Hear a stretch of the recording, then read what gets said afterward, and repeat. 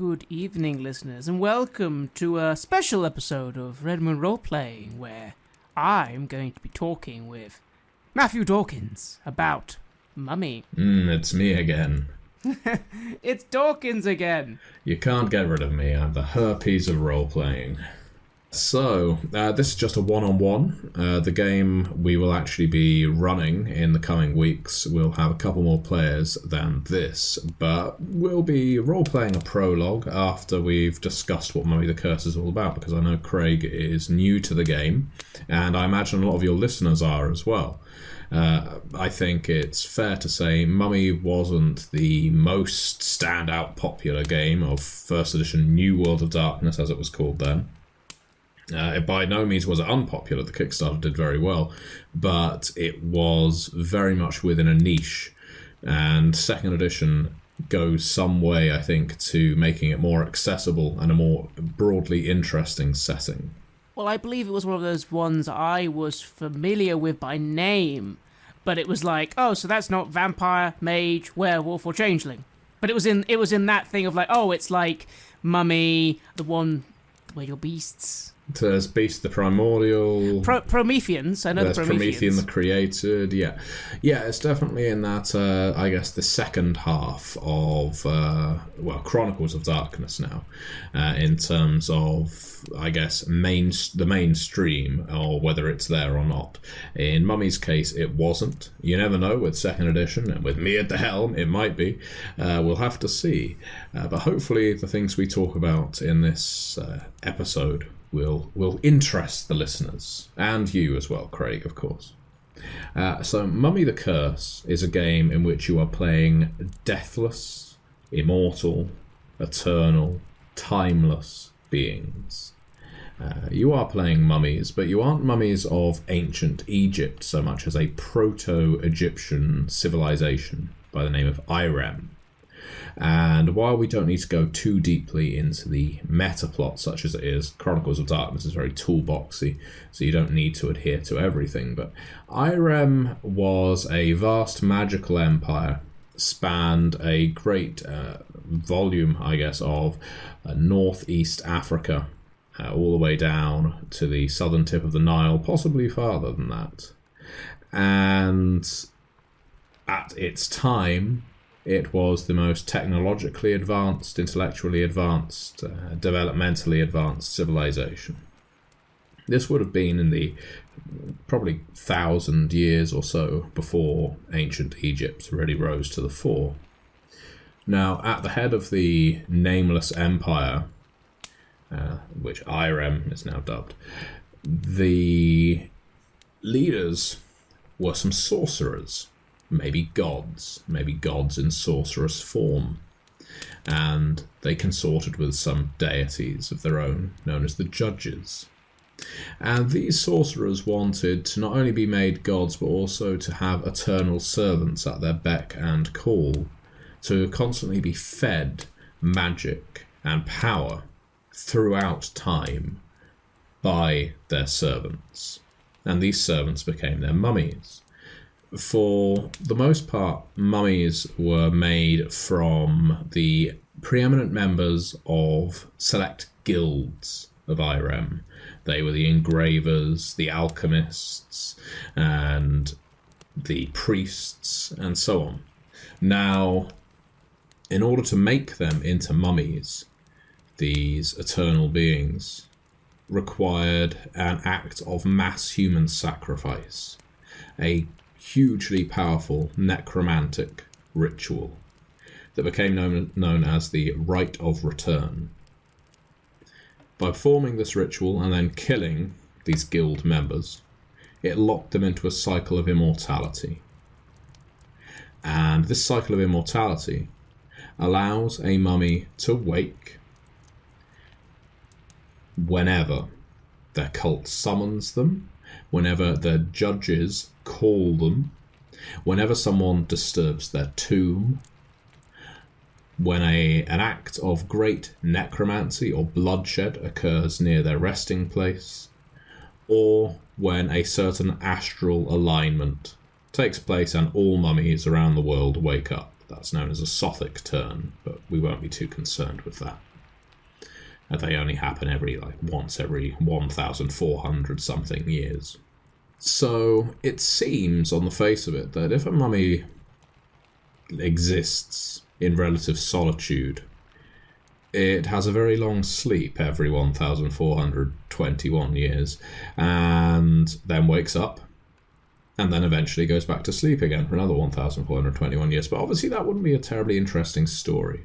So there would always be things to interfere with a mummy's rest. And one of the most interesting things about a mummy's rest is they do not wake up in linear time order. Just because when the right of return was first enacted, you died in, let's say, 4000 BCE, probably earlier than that given the length of the ancient Egyptian civilization, doesn't mean the next time you wake up is 200 years later, or 20 years later.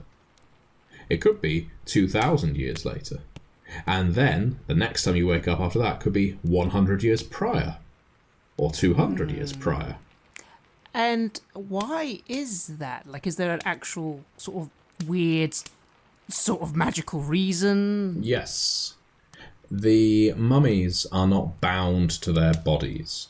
Their sahu is the official term for it. Their corpses, essentially, are just vessels. Their consciousnesses are timeless. And when they aren't moving a body around, they exist in Duat, the land of the dead, and undergo a series of punishing trials before meeting up with their judges, who judge them, as the name implies, and then deem whether the mummy is fit to return to the land of the living. The reason they come back at various points is, at least as far as mummies can tell, based on the judge's whims. The mummies are needed at this point, or the mummies need to defend the judge at this time. So it's almost a thing where it's like, depending on your judgment, it's like, now you need to fulfill this task that was needed at this point in time, and now you must go to this point in time, yes. Exactly, and while there are no doubt many, many mummies, sometimes known as the Arisen, sometimes known as the Deathless, who believe that every single time they wake is somehow tied to the judge's whims, and there is some destiny or fate involved in their purpose, others are fairly convinced that it is utterly random, or it's cosmic, or it is the will of mortals far beneath them, their cults, whenever they summon them. After all, is a judge really that bothered by what a mortal cult does? Is a judge manipulating a tomb robber to enter a mummy's sleeping area and wake him? And if so, why does that tomb robber wake him 400 years prior to his most recent awakening? Now, these are all mysteries as part of the game's setting. They're the kinds of things you can explore, look into, and play around with. The crucial thing in Mummy the Curse, the reason that mummies don't wake up 1,500 years prior to the year 2019 and suddenly start designing the Apple computer, is because although the last time you woke up may have been relativistically in the future, you do not wake up with much of any memory. This is the central conceit of Mummy the Curse. Every single game you play of Mummy is a mystery. You always wake up with godlike power. You can pull meteors from the sky, smash entire cities, set forth the 7 plagues of Egypt, command great swarms of carnivorous beetles, all the stuff you expect from a massive mummy foe. But at that same point, when you wake up, your memory is greatly diminished. You may have a vague semblance of who you are, who your fellow mummies that you were entombed with were, or at least that you can trust them. You may even be able to recognise the language inscribed in your tomb. But you don't necessarily know where you are, or when you are, or why you have come back. And as your power diminishes in Mummy the Curse, your memory increases. Or I could put it the other way round, that as your memory increases, your power, your sechem, diminishes. You can maintain a balance for a while, but it's a tormented existence to try. And the judges might reward you with more power and more time on this earth if you serve them diligently, but usually doing so comes at a great moral cost. The sad tragedy of Mummy the Curse is as you start to unlock the truth of who you are, why you've been brought here, what you are destined to do, you find yourself increasingly incapable of actually carrying out the duties expected of you. And so you have to sacrifice to give yourself that power. Now, eventually, your power diminishes to such an extent that you need to sleep again. You descend back into duat. And the next time you wake up, could be in the future, could be in the past, could be tomorrow, could be 500 years away, and you may not even be in the same body. So, it's a game where one of my favourite plots for it is where you and your Meret, that's what a coterie is, a group, if you like, of mummies, a Meret of mummies, wakes up and you find yourself almost instantly at war with another mummy with whom you know you have an attachment, and his Meret.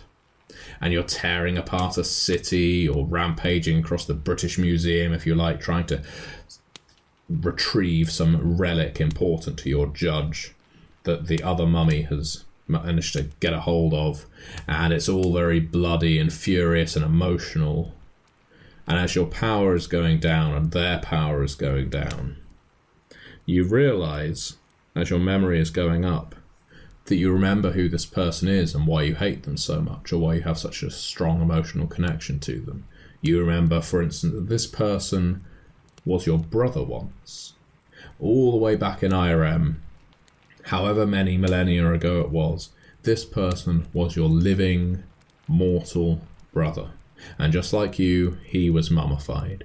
And that's why you've got this permanent emotional connection. But at the point that you both remember, it's too late to really do anything about it. You're just surrounded by ruin. And you're both going to descend back to duat. And you know that unless you do something about it, the next time you wake up, you're going to be destined to get into yet another drawn-out, horrible, explosive battle, and this awful loop of tragedy is going to repeat and repeat and repeat. And so you're desperately clawing, trying to make sure your cult has a way of reminding you, carve something into your tomb, leave something of permanence that can make you remember the next time, so that the next time you don't do this. And at the same time, though, achieving that finally will in general then mean a permanent lowering of power, because if you're always remembering something that important, the cost is the powers itself, which may then make you no longer as worthy of the judges as you were before. Exactly. So I like it. So it's almost the choice between, do you wish to uncover the truths about yourself, as anyone would, or do you wish to fulfill your duty and your destiny, because if you find out too much, then maybe you'll never wake again. And that will be the end of your immortality. Yeah. In a way, almost, yeah. And while there are no doubt some mummies that would desperately desire to stop being caught in this cycle, the idea of nothingness when you exist in a state of eternity is, of course, deeply terrifying. You experience a form of afterlife every single time you descend. You experience duat. As far as the Egyptians were concerned, you are in the land of the dead. But it's still something. If you have nothing, for something that has lived, in a sense, for thousands of years, there's very little more terrifying than complete void and lack of consciousness. So that's a game of Mummy the Curse. It's one part mystery, one part tragedy. You get all the thrill of having deific power, and unlike most role-playing games, it's a game where you start at the uppermost tier of power, and by the end of a story, you are lower than a first-level character in D&D. I like the idea quite a lot. I can see the tricky part, though. The tricky part here is coming up with those sort of stories that can really resonate with that theme. Because it sounds like an awesome theme, but it also sounds like, compared to, say, for example, Vampire, where it's like, you're vampires, you've all seen that film. So there's lots of different points of focus in The Mummy. You can focus on the Egyptian element. You can focus on the Brendan Fraser mummy movies if you want them to be all camp. You can focus on Boris Karloff as the mummy if you want to be nice and archetypal. Or if you're a big fan of Egyptian history, you can just focus on the history and the society. But likewise, if you want to focus on the timeless element of Mummy the Curse, you can look to certain sci-fi and horror, whether it's Quantum Leap or some of the time travel focused episodes of Fringe, or a more macabre movie like Memento, which is a fantastic movie where this kind of thing is a recurring motif. He wakes up every single day. In fact, his short-term memory is so bad that between every 5 minutes or so, he is forgetting things, and so he has to tattoo the truth all over his body. Well, before we get into the game, I'll tell you a little more about the wider universe.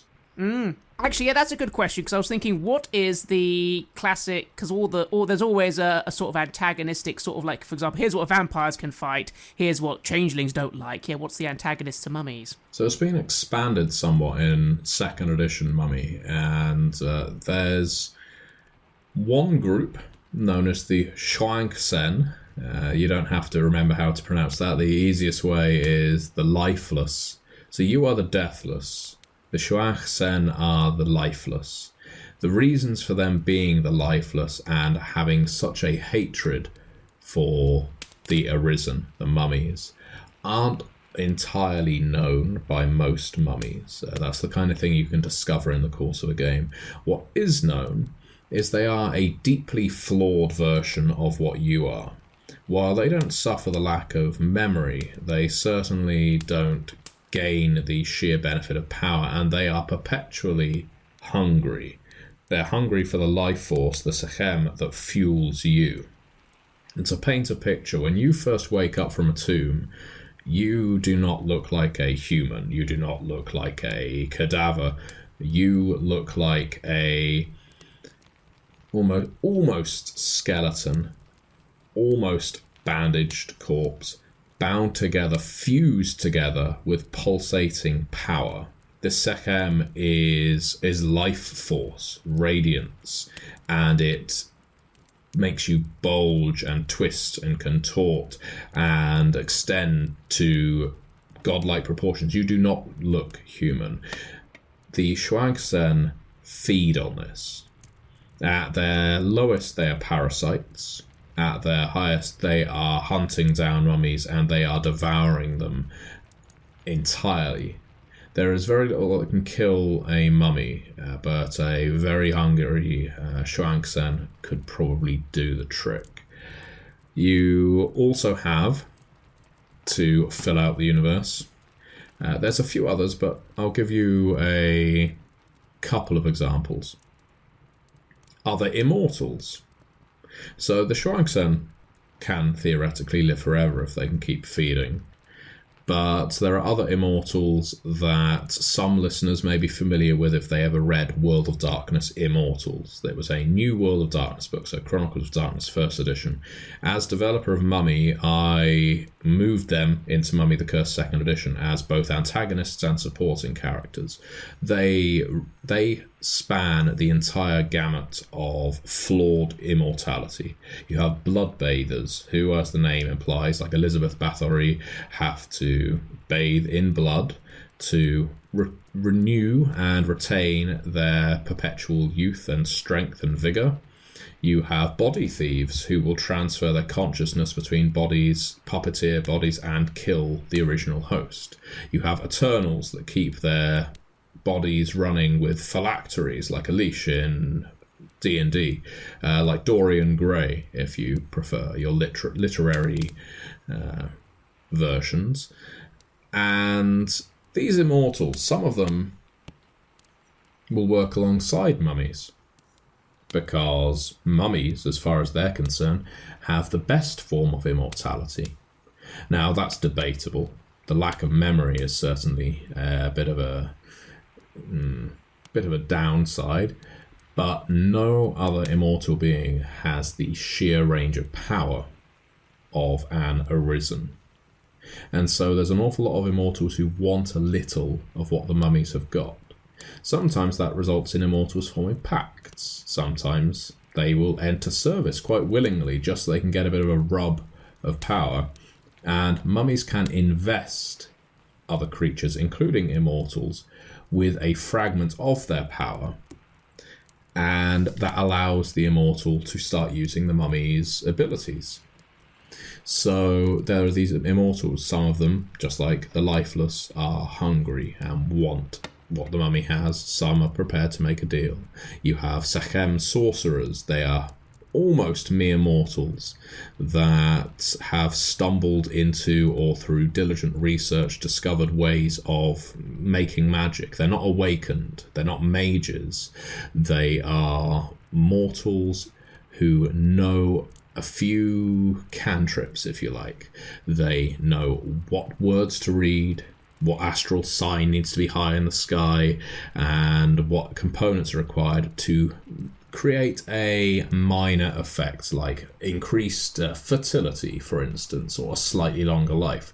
But when they're in the presence of mummies, their power goes up dramatically. Likewise, if they steal that power from mummies, they get the same benefit. You're kind of detecting the trend here. Everyone wants to be immortal, and even though the mummies are going to be the first to say, you don't want this kind of immortality, there are lots of people who say, well, let us try. Let us see how it fits. The issue is, mummies can't bestow their form of immortality on anyone. No, because we were built by something else entirely. So we are, if anything, we are products of that, as opposed to, yeah. Exactly, and your progenitors are not around anymore. Some mummies believe they're destined to come back at some point. Some believe they're just watching. But others think they're just gone. That during the time mummies were first sleeping, all of these sorcerer kings were annihilated by something worse. And so mummies are going to constantly be trapped, serving judges that just frankly don't care for mummies on a personal level. And that mummies will no longer or never be able to face absolute destruction, because the one creatures with the magic to perform such a deed aren't around to do it. So there's a whole raft of antagonists in Mummy the Curse. Most of them want what you have. Some of them hate you for what you are. And of course, because it's the Chronicles of Darkness, crossover is very much encouraged. So just as you're likely to bump into bloodbathers and patchwork people, you may well encounter vampires, sin eaters, changelings, and renegades from Deviant. So yeah, Mummy the Curse is an expansive game with a lot of possibilities. And I definitely would be interested going from there, obviously knowing how these games work, the factions, the sorts of mummy you can be. Again, already quite intrigued. Often my favourite part of rulebooks. Well, to I guess break that down a little, mummies are divided in two ways. They're divided into, I suppose three. They're divided by guild. Guild is effectively your class. I know every Chronicles of Darkness and World of Darkness game has a kind of class bracket, and they have names such as the Markep, the Sumenent, the Seshahebsu. These are the Iremite names for the guilds, but in simplest terms, they all fulfilled a function in the Nameless Empire. So you have architects, you have alchemists, you have engravers, you have priests, and that may sound thoroughly mundane, not the kind of thing that you would usually pick up and run with in a standard game, but they have, of course, adapted to the progressive times. Well, the alchemists tend to remain alchemists because everyone knows what an alchemist is.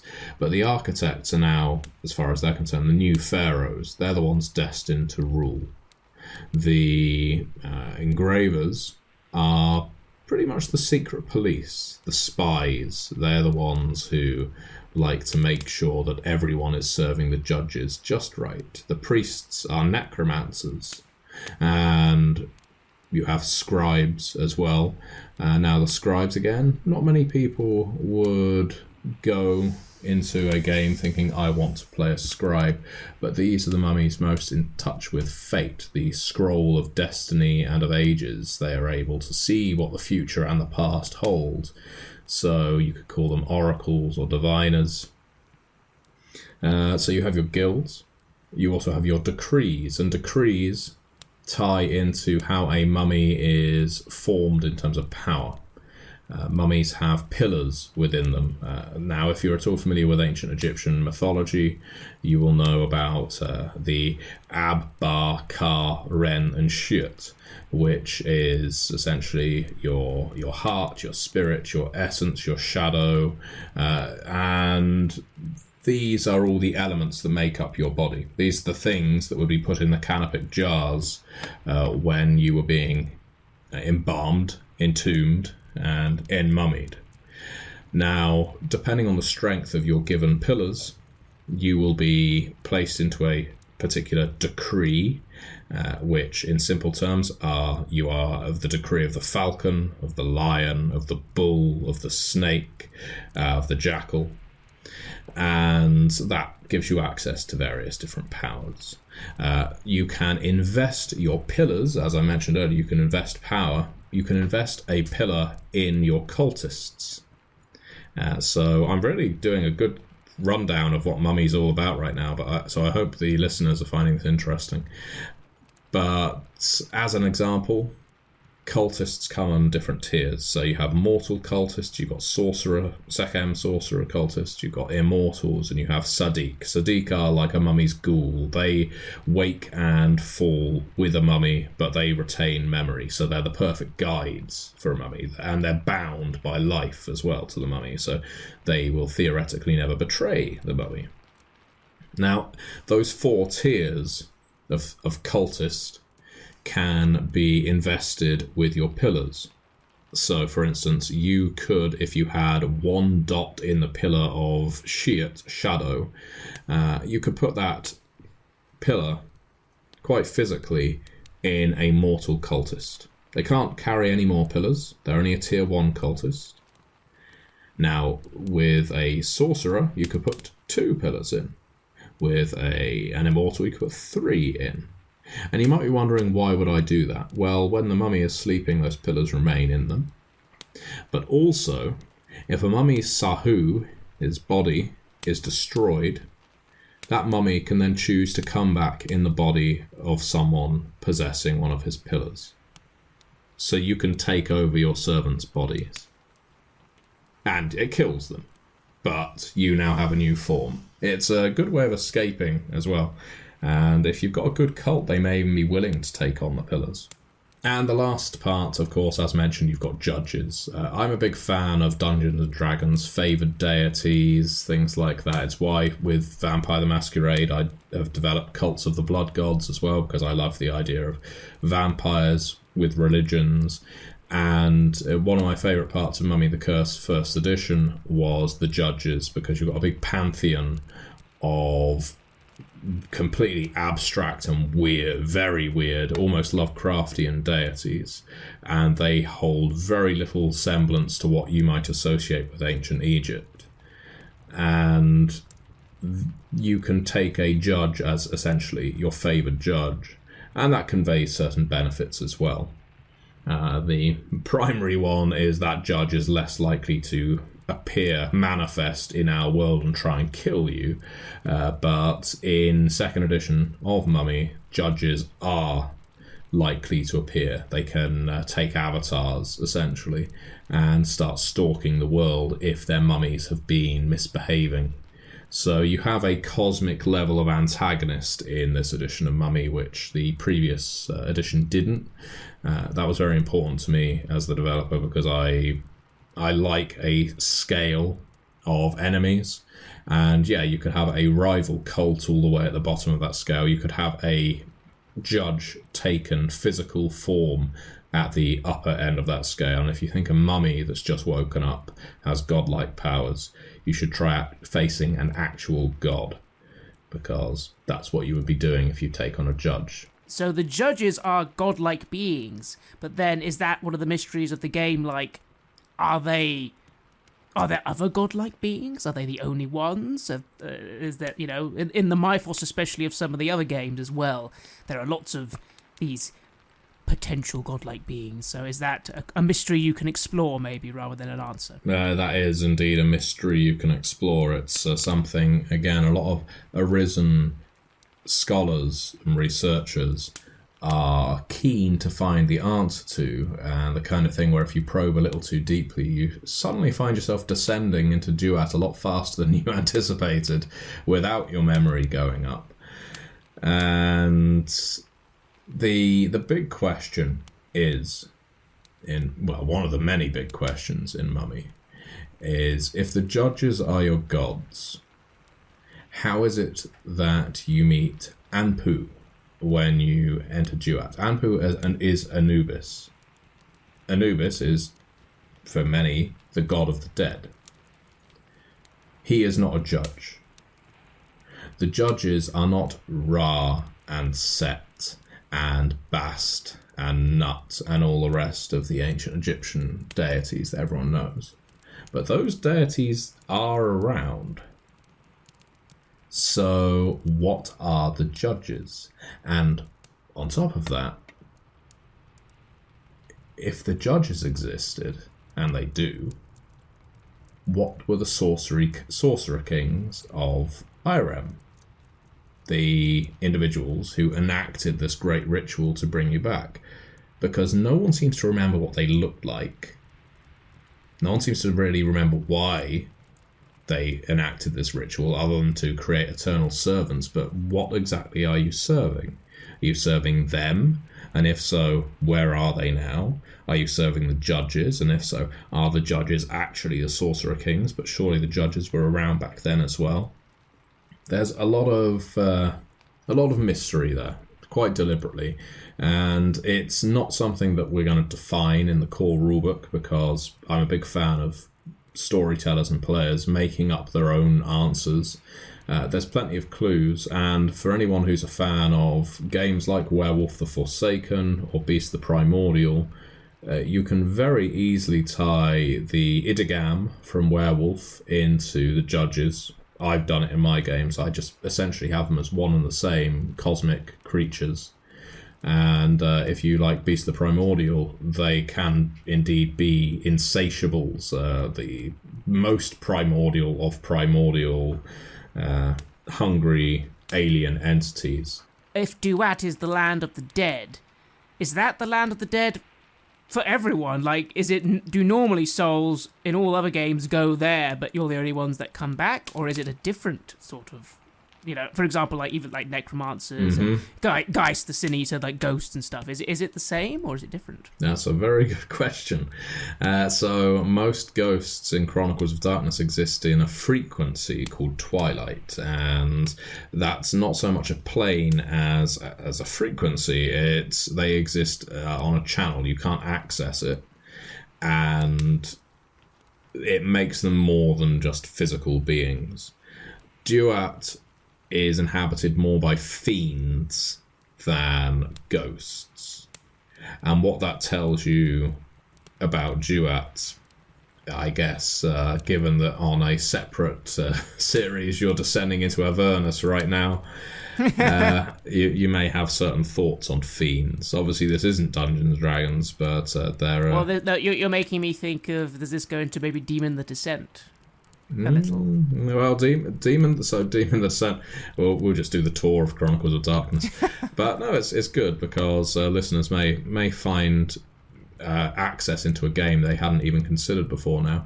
But in Demon the Descent, you're not playing, I guess, Dante's or Milton's style of demon.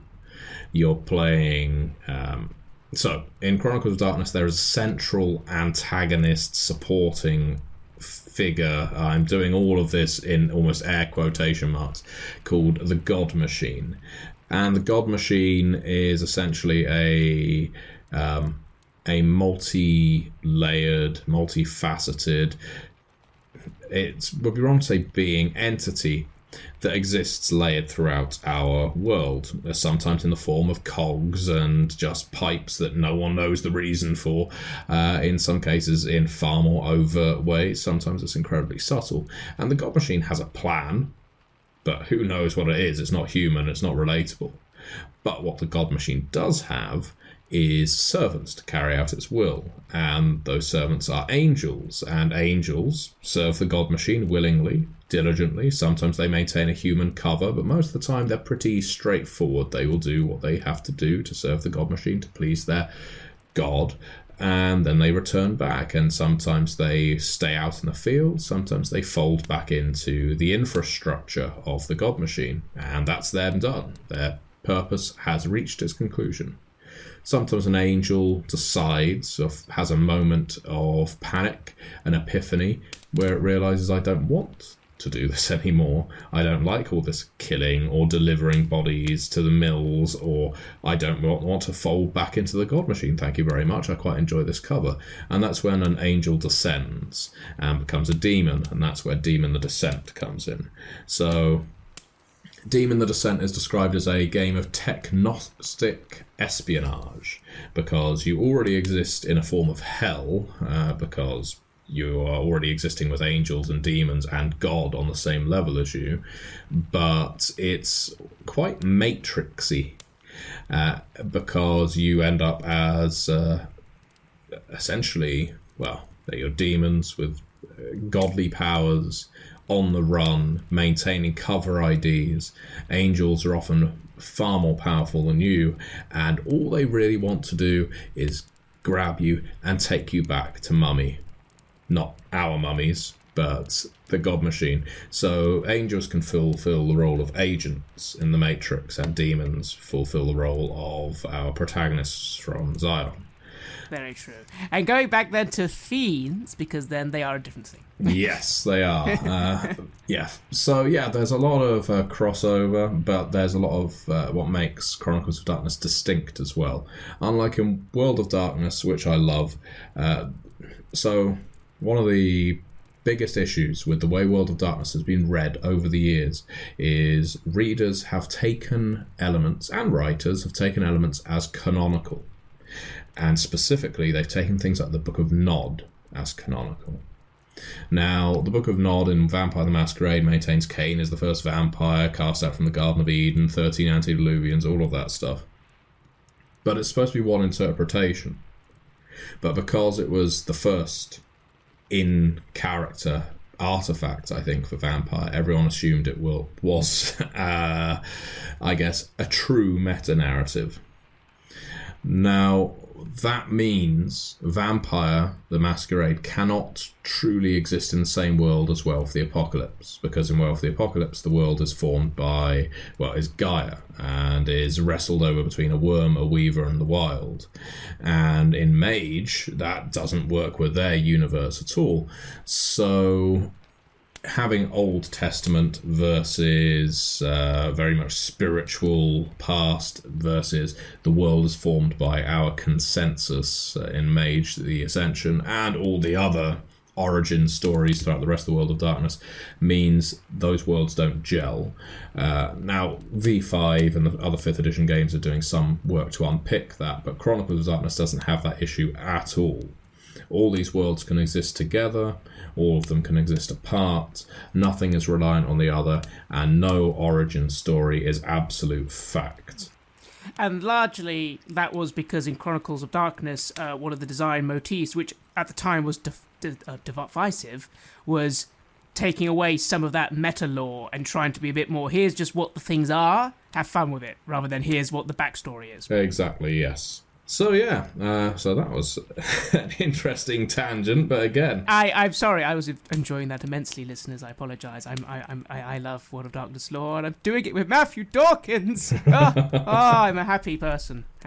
But yes, back to Mummy. So yeah, any other questions you have about Mummy before we begin? I suppose the only final one would be, I kind of get the idea for like the big end game plots, but what would you say is a traditional, like a starting chronicle for new Mummy players? Like you have your Mummy group together.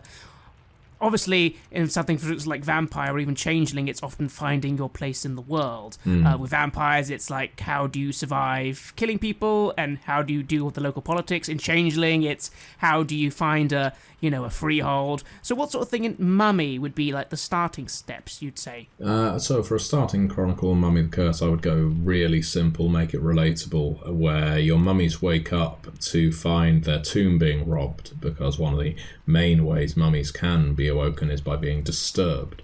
And this is, again, in theory, a way that the judges are not involved in, so you don't need to apply any kind of cosmic purpose.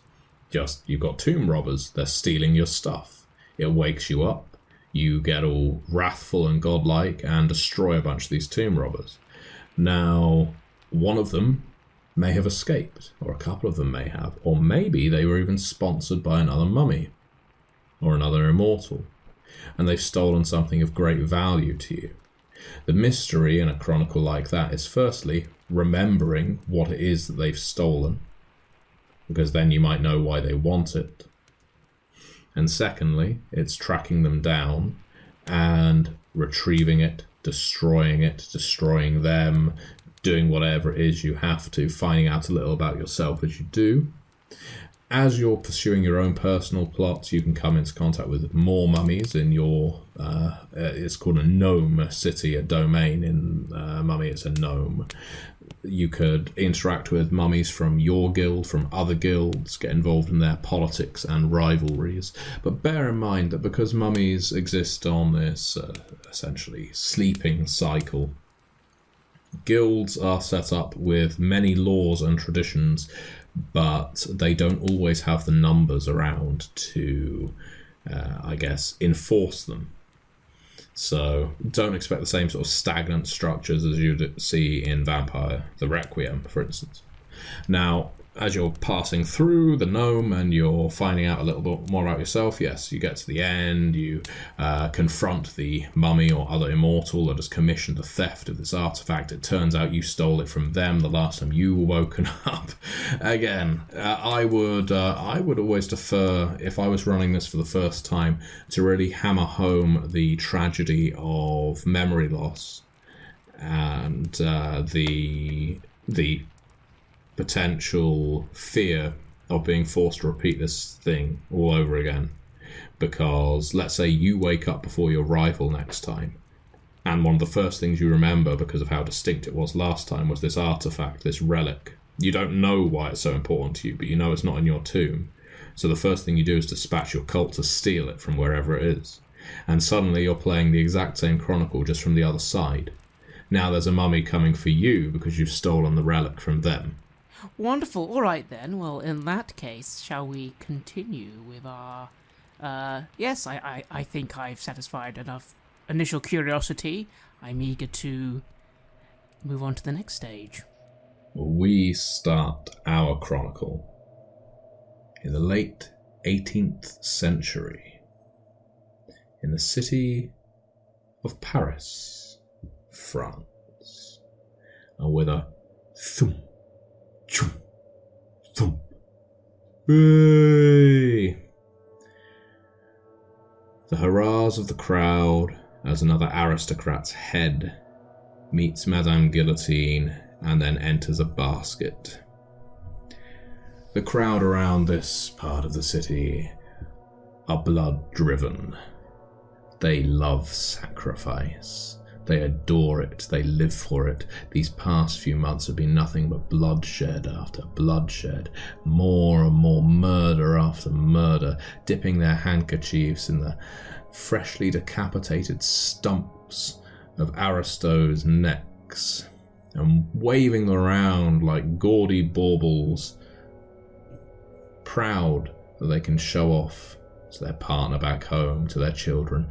This is the blood of the Viscount. This is the blood of the priest. It's a time of great change, this bloody revolution in France. And when bloody revolutions take place, when great acts of necromancy take place, it can serve to wake up ancient, powerful beings linked firmly to necromancy. Oh, this is very much a sympathetic necromancy. There may well be some practitioners of the dark arts somewhere in Paris using all of this chaos, this anarchy, this mass murder to fuel rituals, no doubt. There almost certainly is. But that's not what woke you. It's not what woke your companions. You and your fellow Arisen, a moret of 4 mummies, woke from the Paris catacombs 6 months ago, just when the bloodshed was really starting. This, what will one day become known as the Reign of Terror, was really taking hold in Paris. You didn't intend to wake. There was no cult at your feet. It was quite literally blood somehow finding its way through the stones above you, running down in rivulets. After all, there's much killing to be had on the surface right now, and your body's long disturbed in the catacombs, being quietly, peacefully enjoying your repose, your journeys through Duat. For the last 6 months you have wandered in this alien land, this alien landscape, to see an era where low-born mortals are putting the blade to corrupt rulers, where they're saying, we will be slaves no more, we will be serfs no more. Now it is our time to rise. For your moret of Arisen, this has been something of a revolution in itself. Just for the 4 of you, the thoughts this stirred up among you, as you did your diligent duty for your judges, waking up, collecting relics and vestiges to return to them in Duat to feed their eternal hungers. That stirring feeling of revolt, of hatred of the masters, of what they've done to you, that this young kingdom, probably no older than a millennium, has already seen fit to have enough with their aristocrats, sufficient enough to take their heads. The thought you have been left with for so long, especially over these last 6 months, is why did you never rise up to do this to yours? Why are you always content to serve? And maybe it's that doubt, that resentment, that led to your companions suffering such swift descents into Duat. 6 months is no time at all to be up and walking around. It was that, or maybe some antagonistic presence, something draining your companions whenever they were alone of power.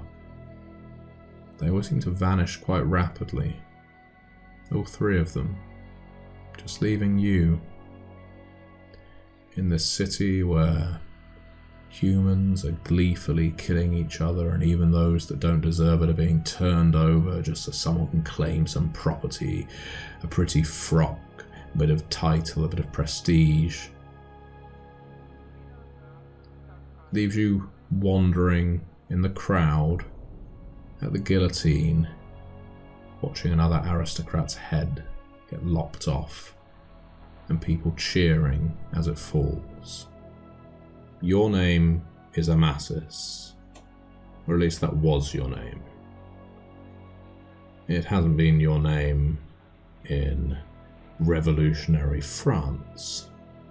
Certainly, for all its liberté, égalité, and so forth, France, at least Paris, doesn't show much discrimination towards people of different ethnicity, cultural background. You think this land has an eye toward the future and whichever alliances it can broker. Certainly the common people have less reason to fear the outsider.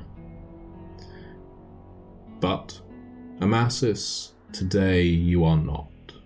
What is your name as far as your fellow French citizens are concerned? I have been called Philippe.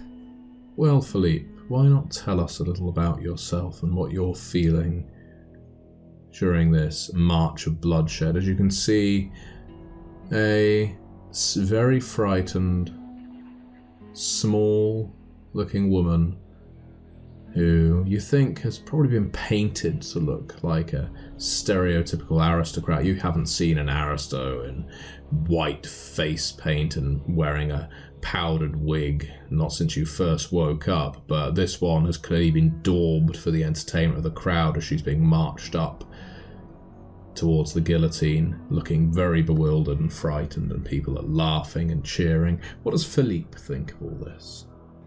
I clutch tightly the clothing I am wearing. Workman's rags, really. Nothing special, although for some reason I've become quite fond of them. My main feeling as I watch this is pity. I pity them all. I have been thinking perhaps that is why my descent has been slowed, because my brothers and sisters, they seem so much more stoked by this experience they were having, driven more to joy or excitement or ambition. But I see all this as a waste.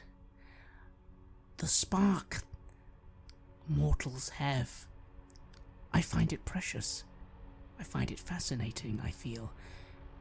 And to see them turn on each other, to see masters and servants, a concept I have not dealt with much, even though I know my place. I have not questioned it as much as the others, mainly for I have been happy to simply observe. I have felt that is my task. Observation, to note, to study, to comprehend. And in comprehending this, I just feel it is all wrong. There could have been a better way. There had to have been a better way. To establish fair law, fair rule, these are not abstract concepts. I am familiar with them. And this world seems to have them, but something has gone wrong. And it has led to this bloodshed, this violence, and not just for the sake of it, but joy and tribulation in it. To me, this is sad. Those up there, have they truly committed great crimes worthy of this level of torment? I do not believe they have. And I do not believe equally it is becoming of these other individuals to commit these crimes. In doing these crimes, do they not see? They are almost the same. But I don't know if I can do anything. I've been deep in thought on it. Maybe that's why I'm still here. Maybe. So I watch silent, a frown on my face, watching this macabre display. And it just brings me no joy, just sadness, but a sadness perhaps of one watching something they've studied wither away, at least for now. You see the young woman being tugged back and forth until she's thrown down, kicked firmly in the rear, jolted forward, her head ending up on the executioner's block, the slap being brought down onto the back of her neck before she can so much as raise a scream or plea for mercy. The blade comes down. It's brutal, it's efficient, it's so much more mechanical than anything you remember, and you only remember flashes of what took place in the Nameless Empire. You only remember flashes of the incidents of death that you've witnessed since then. But this is so ordered, and yet so macabre. You see the most curious thing. No one seems to be paying attention. Everyone's eyes are on the next poor bastard being dragged up towards the guillotine. But your eyes remain fixed on the stump where this woman's head was once attached, just as her body is rolled off onto the cart. No blood flows from it. None at all. You didn't see the typical spray. Very odd. And you can't make sense of it. And before you can truly question, you feel a tug on your arm. Hey, Philippe. I turn to see who is addressing me. You recognize one of your cultists, Carol. Ah, yes. I offer a smile and a nod. We must away from here, Philippe. Master. Why? Frederic, one of your other cultists. He was taken by the citizens. I believe he is to be executed. He may point the police towards where we were making our home. We need to move from here quickly.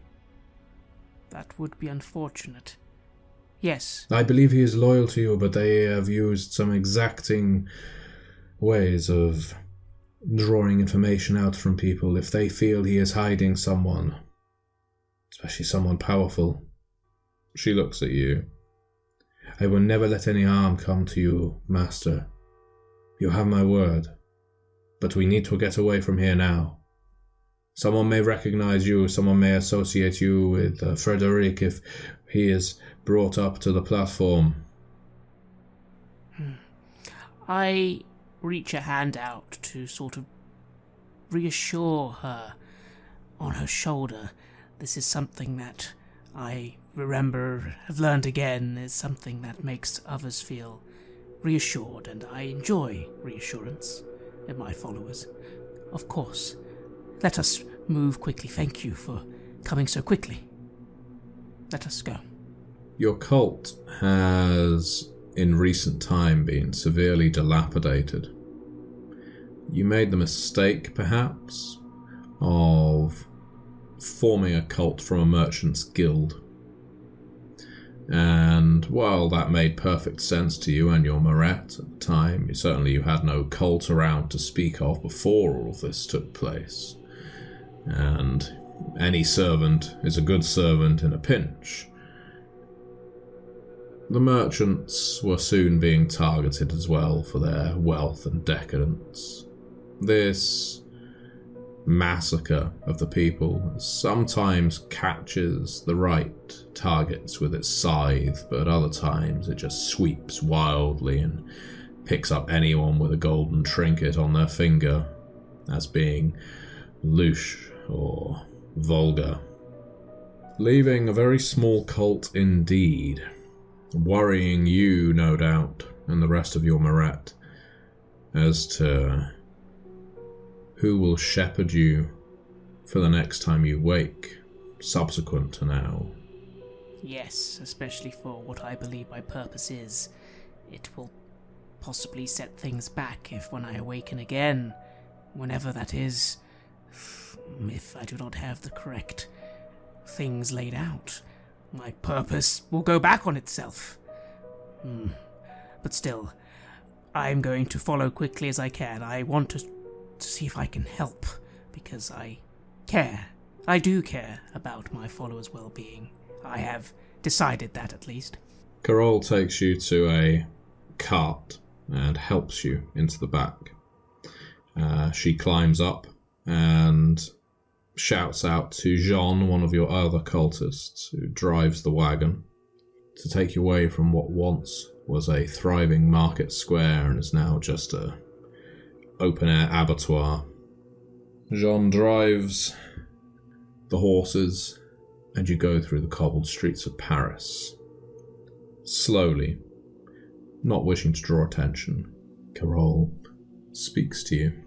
Master, I do not understand. You know the danger. Why do you insist on coming out here every single day to watch the executions?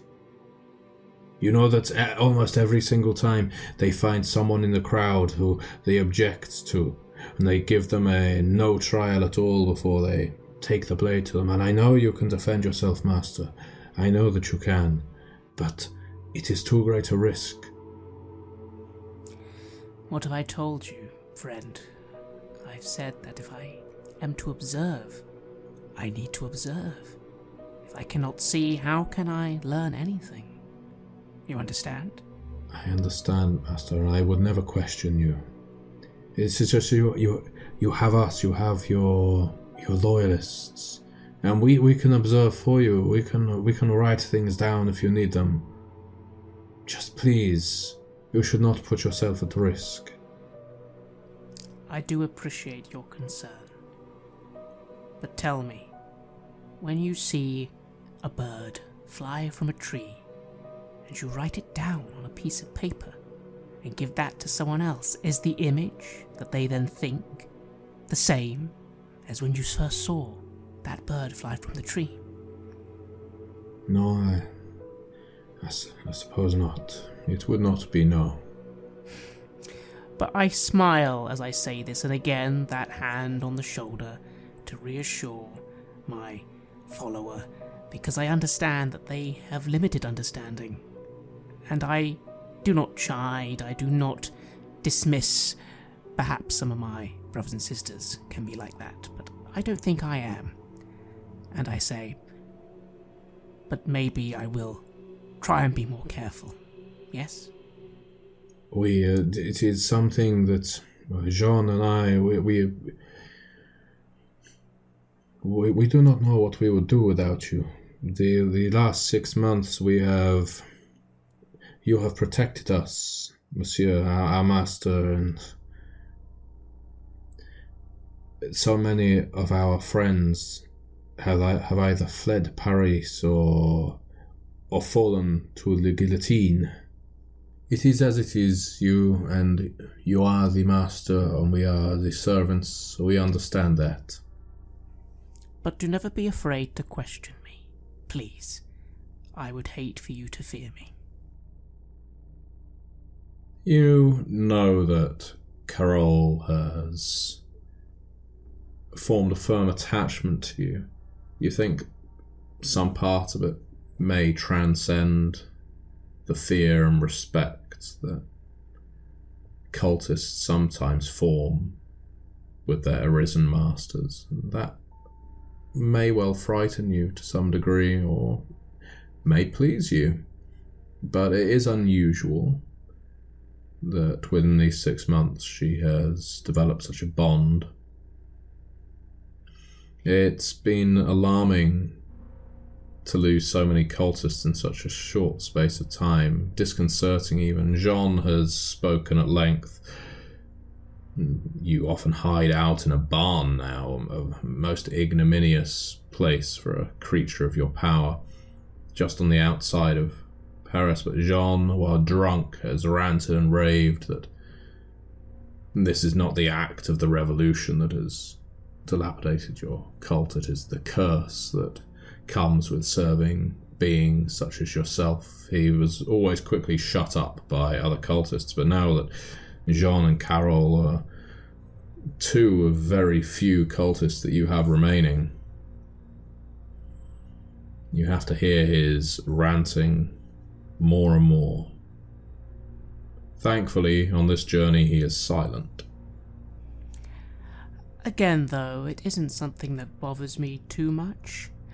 I confess, I think when I first awoke in this form, I was much like my brethren. I did not remember anything, really. But as my memories, what little, have returned, patience. I believe I've always been patient. But while I do not mind, and if anything, encourage, you are right, I do feel sad for them too. Sad that I can not do more for them. And sad that I can't truly return what they want from me. Not truly. Not this time, anyway, I feel. You reach your barn. At least it's intact. And as Jean and Frédéric climb down from the front of the wagon, Carole helps you down from the back. You see there is a thick-set, stout, dark-skinned man leaning against the corner of your barn. You don't recognize him. He has a sloping brow, piercing eyes, and is glaring right at you. You hear Frédéric say, "This is not your property. Be gone." The man says nothing, keeps his arms folded. You can see there is a musket on the ground next to him. I, as I always do, offer a simple smile, and I take a few steps forward. Will you not honor us, friend? With who you are, you must have a reason for being here. I will not speak to you in front of them. He gestures at your cultists. I understand. Would you come inside and speak there in a more private place? My master is already waiting inside there to speak with you, but will likewise not speak in front of them. I understand. And I simply raise a hand to my cultists, which they will know means all is well, stay here. And walk into the barn. I tend to be quite confident, I find. In this existence, I have not truly had reason to feel fear yet. But I am curious.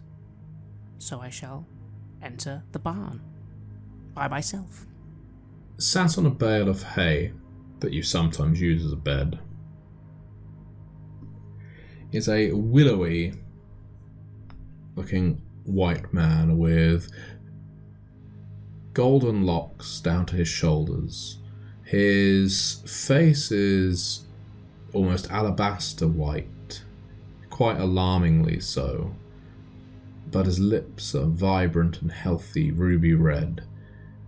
His features are so narrow and his body so stick-thin you think he could break in a stiff breeze, but he shows a certain agility as he hears the door open and swings his legs down from the bale and jumps down to the floor. You notice that he's roughly the same height as you. It is my pleasure to see you, to meet you, finally. Philippe, is it not? My apologies. I should introduce myself. My name is Charles de Mer. It is truly an honor. I smile and offer a polite bow in return, as I do to all who I meet. It doesn't, to me, mean respect normally. It simply is just a casual greeting. You see that Domain is dressed in formal black attire, like a priest, although his countenance, his hair, even his appearance, his basic skin complexion, does not mark him as someone from an ecclesiastical rank. He smiles. Or should I be calling you Amasis? That would be my name. Yes, it is a pleasure to meet you. I am glad I was not mistaken. That would have been very embarrassing. I am most interested. Please, would you sit with me? It would bring me pleasure to sit with you, as long as you wish to partake of discourse, nothing too unruly. Of course. He nods towards the door, and you see the heavy-set man draw the door shut, leaving you both in a certain dim light. He sits down beside you, very softly. Usually I would offer a drink or something to eat, but I do not know about your kind and whether you still partake. Either way, this is neither the time nor the place. I should cut to the chase. Paris is très dangerous right now, and I am looking for an edge to survive, to flourish, to profit, to... I cannot abandon this place, monsieur. This is my home. I would never abandon Paris, no matter how much blood was running in the streets. I am sure you understand how important it is to consider a place your home, to identify with a place, to feel it deep in the center of your being, no? That is how I see this fine city, even if the people within it are mad right now. I can understand, although only to a point, I'm afraid. To me, the concept of a place being home is transitory at best. I do not understand the entire depths of your condition. What I do know is that when you wake, you are as a god. That such a power can be maintained, no? If you find the right treasures and ornaments, and that you can somehow suck from them like a sponge. I have heard of this. I have never seen it, but I have heard about it. I even read about it. Some of my friends, some of my kind, have taken to studying you, but they are always so afraid, monsieur. They are so afraid of approaching. And I thought, well, why not give it a try? Find out exactly how it is done, no? I can understand curiosity, although you will have to give pro quo, as it were. What is your kind? Oh, monsieur, I am... What is the... I wish to use a term, monsieur, that is not so vulgar or crass. Something that you would understand and appreciate. I am immortal, just like you. But I am not immortal in the same way as you, monsieur. I require certain sacrifice to remain as youthful and strong as I have done for many hundreds of years, and I intend to for many hundreds of years yet. And with all the bloodshed in Paris right now, I am practically overflowing with youthful vigor. But, monsieur, that is not quite enough for me anymore. I wish to taste something a little different, and I wonder if you might be the key to that. I wrinkle my nose a little. Something about the way he is speaking, I do not like it. Something about the concept of sacrifice. I understand that concept, and sometimes I understand it is necessary, but I have never enjoyed it. Again, this man makes me think of those outside. But I keep my composure. So what exactly is it you want from me, Mr. de Mer? I'm afraid I might not be able to give you what you're looking for exactly. I can, for example, not myself prolong your life in any meaningful way beyond what you already have.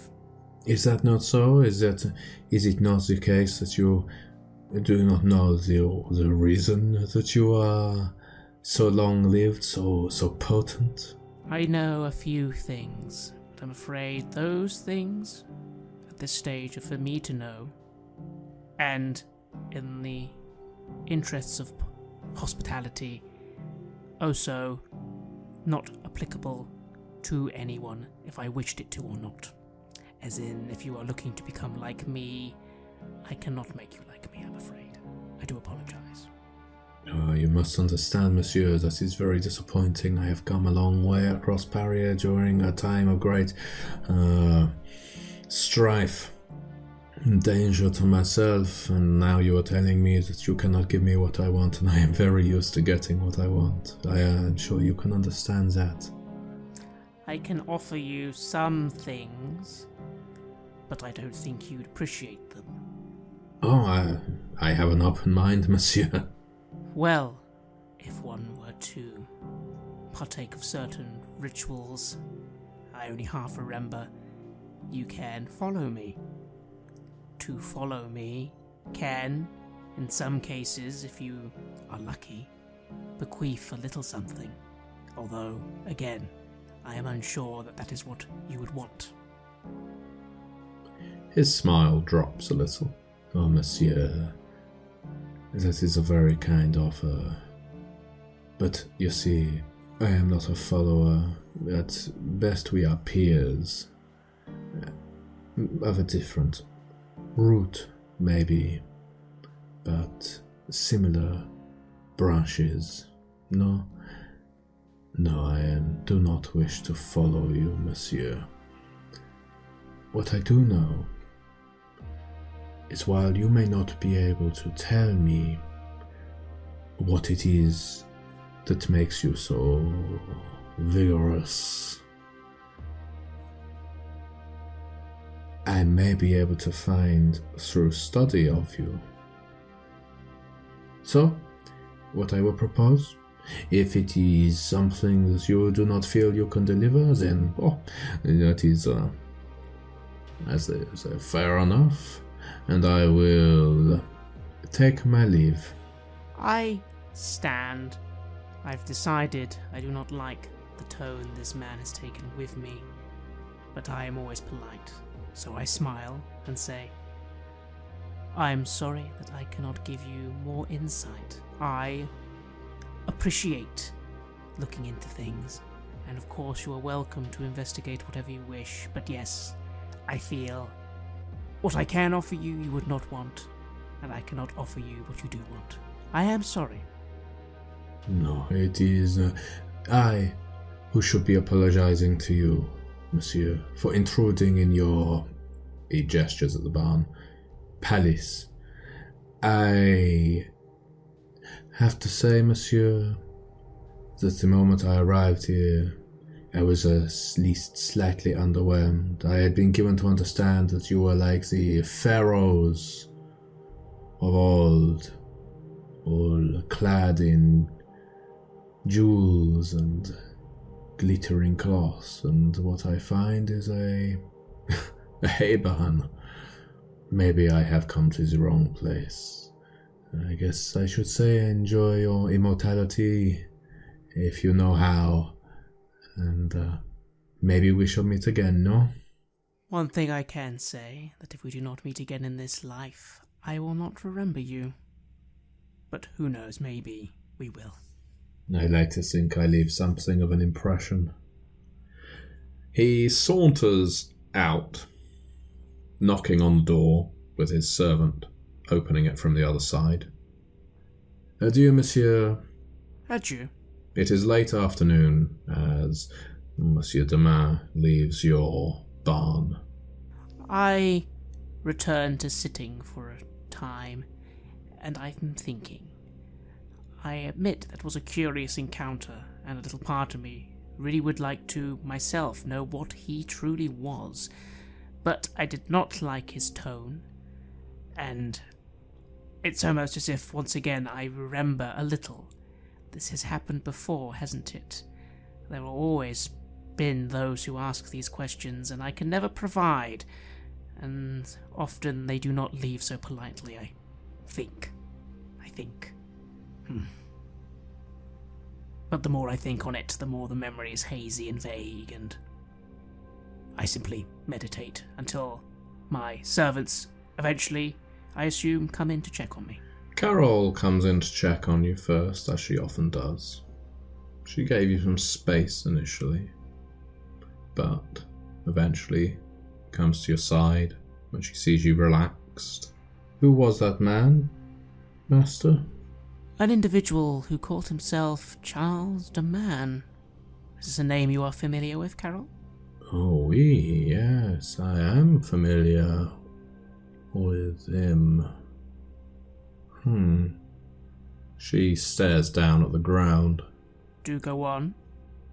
I think it is nothing, monsieur. Master, I think I am perhaps mistaken. Carol, what have I told you about thinking that things are mistakes? Sometimes it's in the mistakes that the answers lie. Please, tell me. I think it would benefit us, master, for me to not visit Monsieur de Mer, but keep a close eye on him, to ensure that he is not going to try something against you or us. He is known to have some...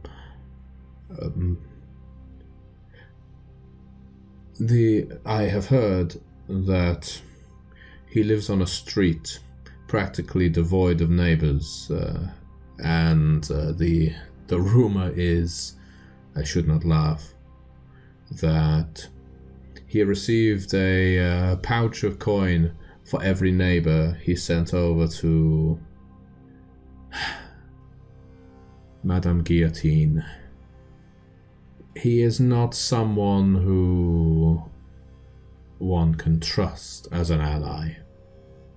What you tell me is troubling. I'm afraid, and I make to stand. It might be better to sooner rather than later relocate again.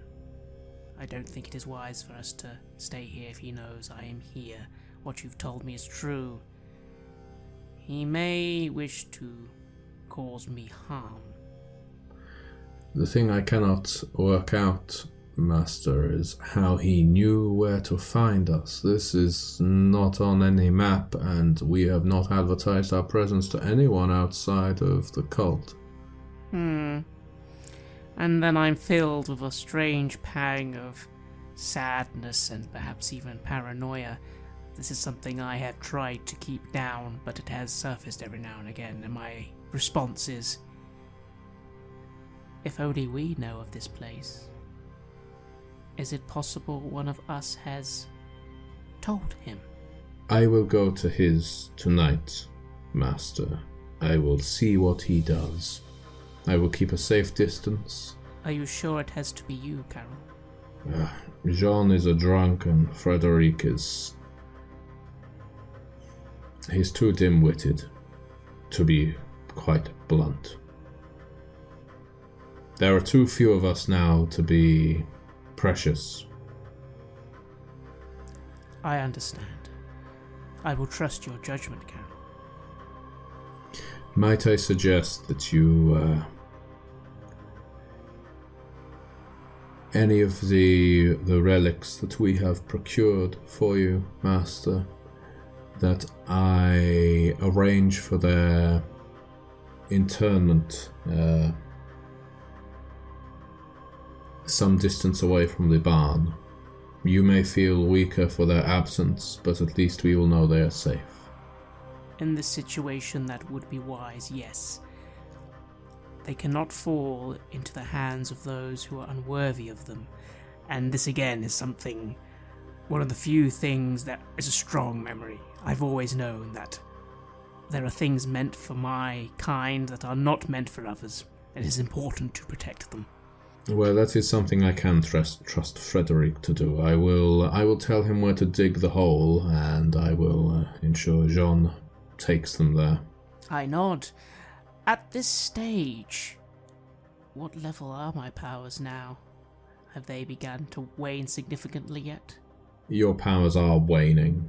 You don't believe that you're going to have more than another couple of months on this earth. It is a sadness that fills me, especially since I always become so much better, I feel. The more grounded I become, but then I am gone again.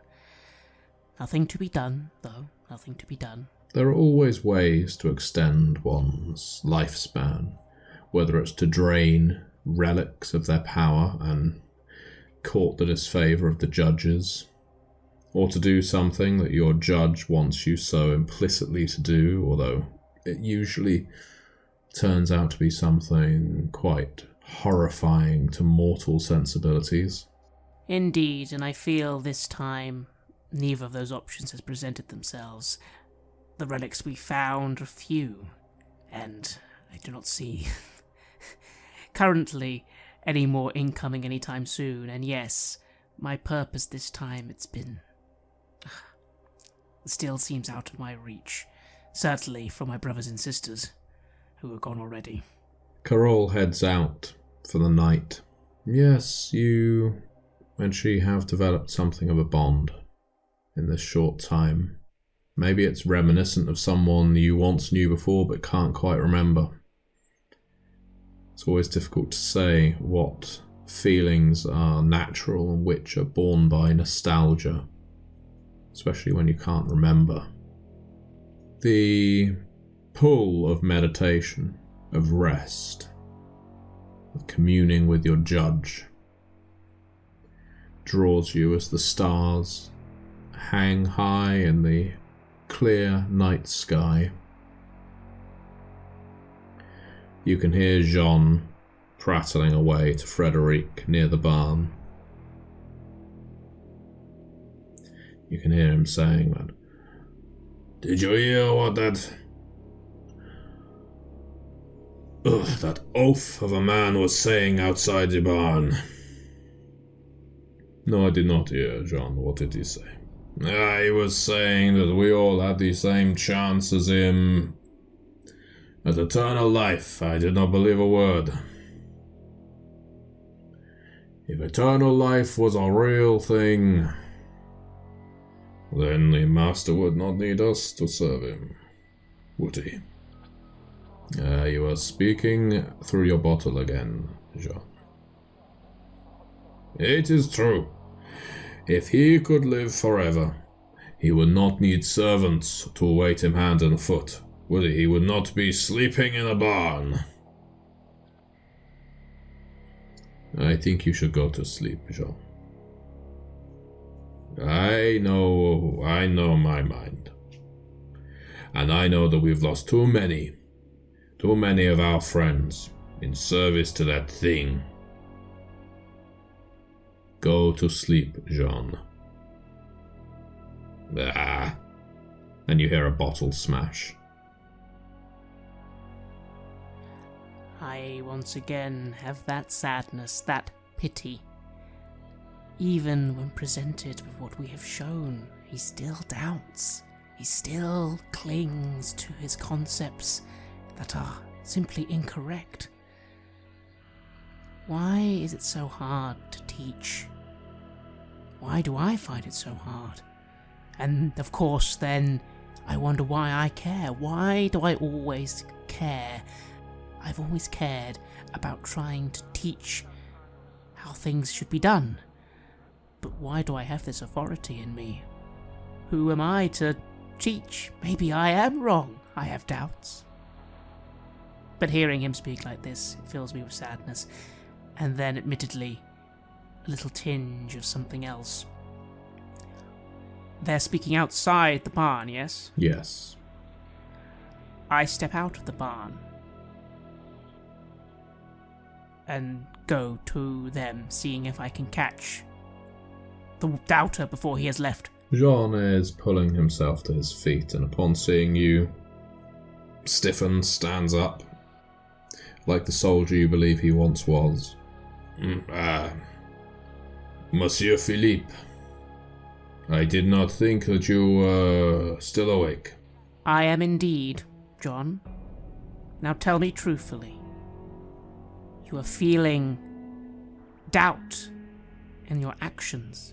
You are feeling, despite all that has been done for you, that it is not enough. Is that what the issue is?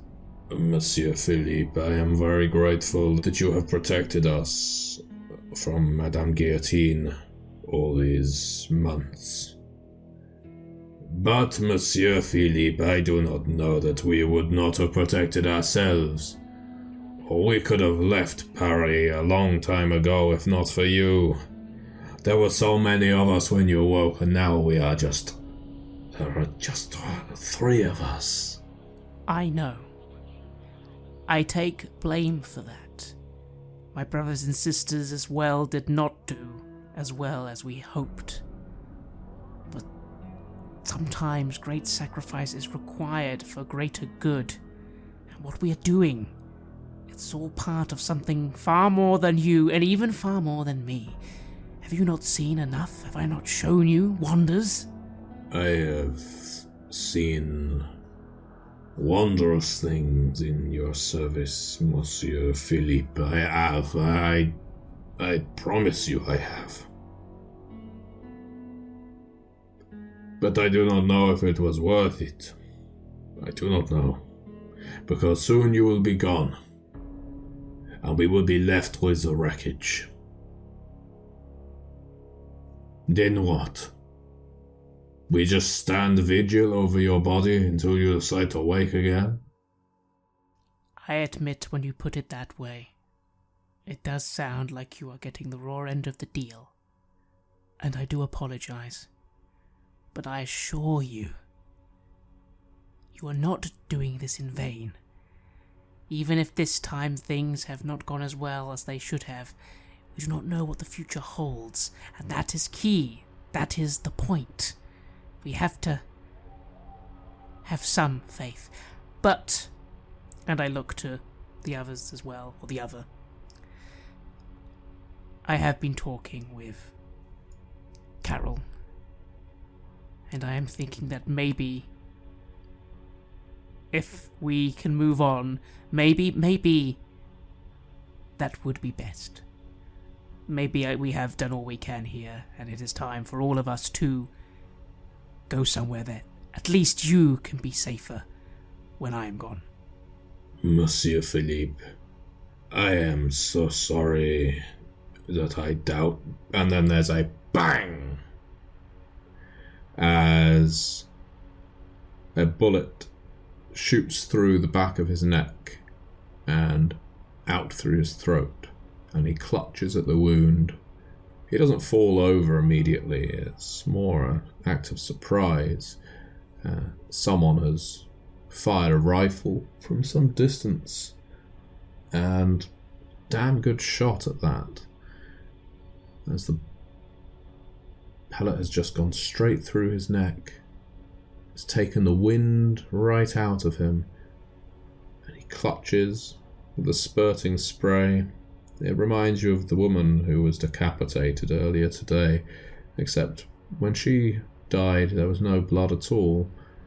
Now as Jean is collapsing in front of you, like a concertina just folding down.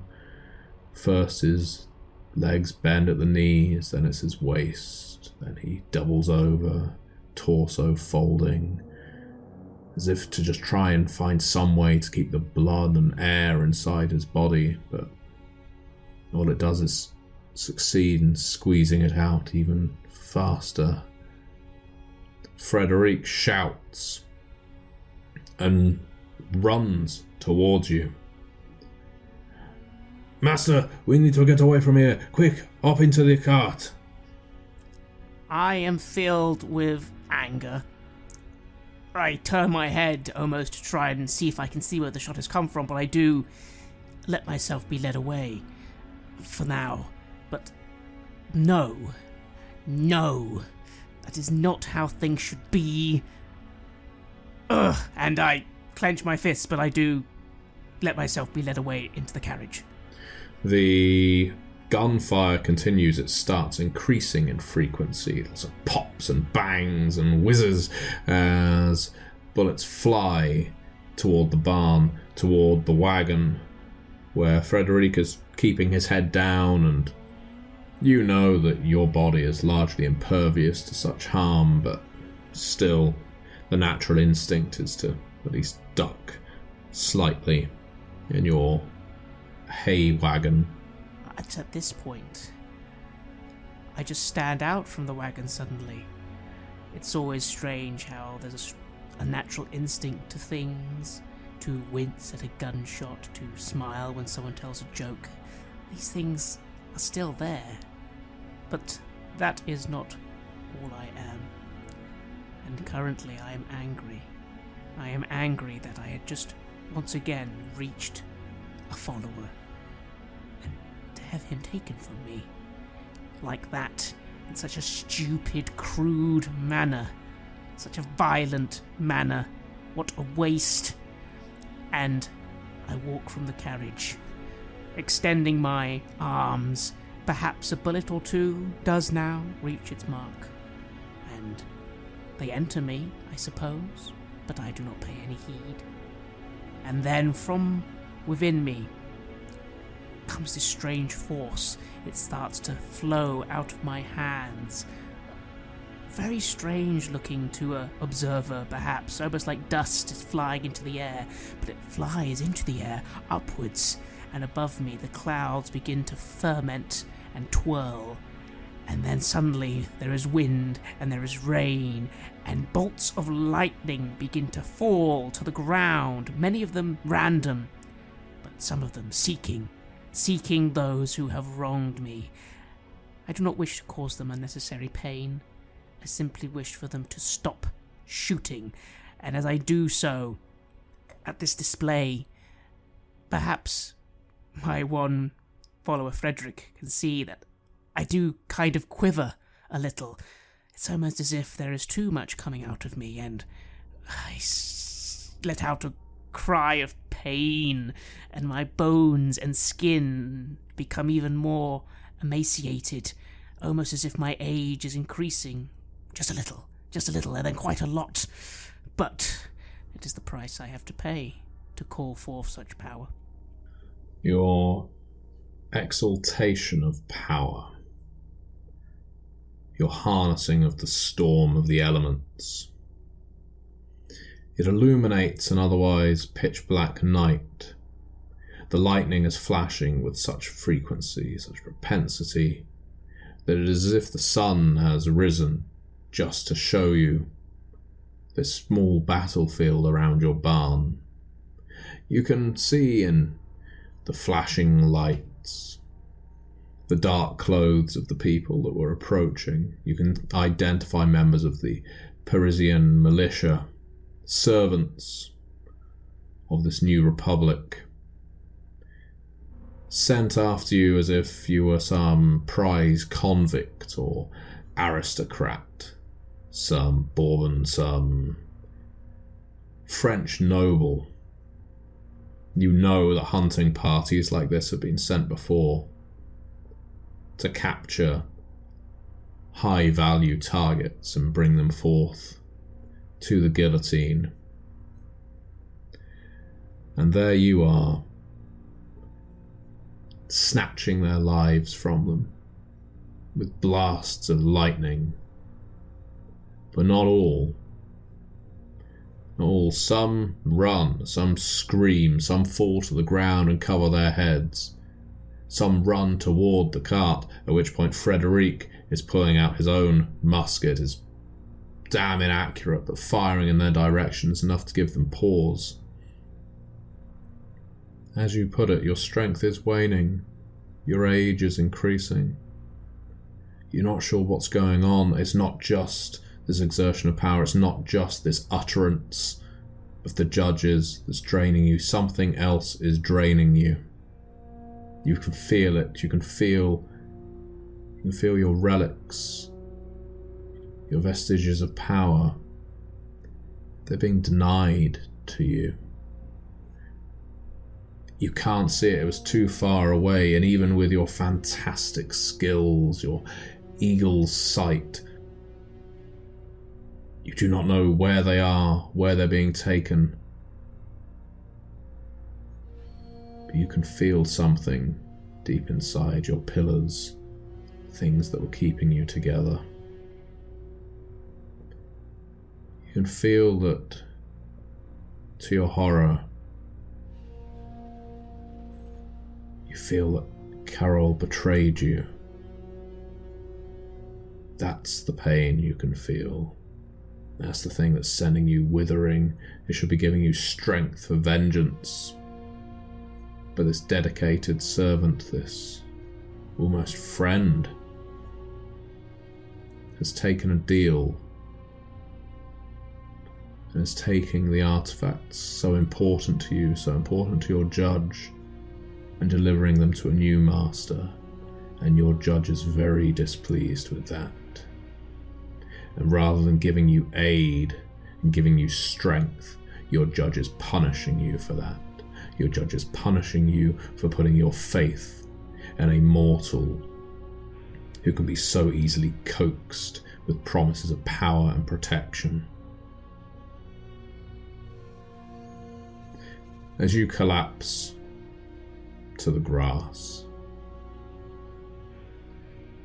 not that far from where Jean fell, his body is still twitching, but you can't see much consciousness in his eyes. There's no doubt a part of you that hopes that Frederic can get you somewhere safe to entomb you. There's no doubt a part of you that wonders when you will wake up next, whether you will remember any of this.